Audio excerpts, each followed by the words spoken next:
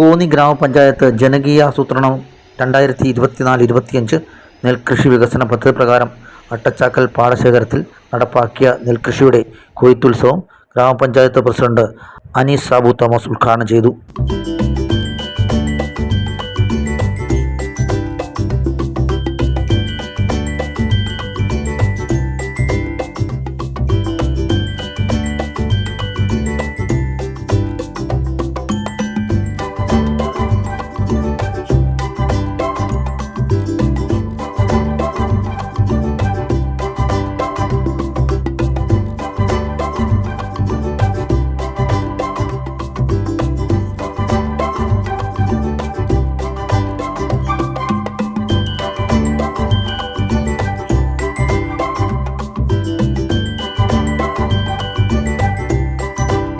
വികസനകാര്യ standing committee chairperson Lathakumari അധ്യക്ഷത വഹിച്ചു.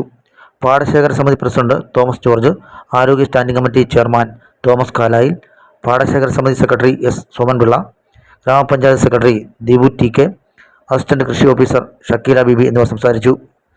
ആലപ്പുഴയിൽ നിന്നും എത്തിച്ച കൊയ്ത്ത് മെതി യന്ത്രം ഉപയോഗിച്ചായിരുന്നു കൊയ്ത്ത് നടത്തിയത്. കൊയ്ത്തുത്സവം ഏകദേശം 4 ദിവസം നീണ്ടു നിൽക്കും. ഉമ ഇനത്തിൽപ്പെട്ട നെൽവിത്താണ് വിതച്ചത്. കോന്നി ഗ്രാമപഞ്ചായത്ത് സൗജന്യമായി നെൽവിത്ത് നൽകുകയായിരുന്നു. കോന്നി ബ്ലോക്ക് പഞ്ചായത്ത് കൂലിച്ചെലവിനായി ഫണ്ട് നൽകിയിരുന്നു. 9 കർഷകരാണ് നെൽകൃഷി നടത്തിയത്. വരും വർഷവും നെൽകൃഷി നടത്താനുള്ള ആലോചനയിലാണ് കോന്നി പഞ്ചായത്ത്. 9 ന്യൂസ് മലയാളം, കോന്നി.